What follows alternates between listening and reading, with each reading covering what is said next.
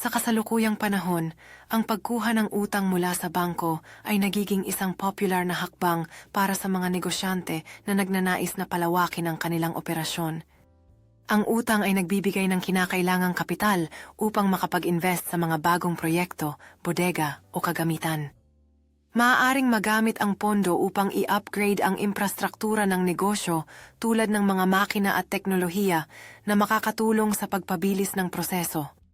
Sa tamang investment, maaari mong mapalawak ang iyong customer base o magbukas ng bagong lokasyon.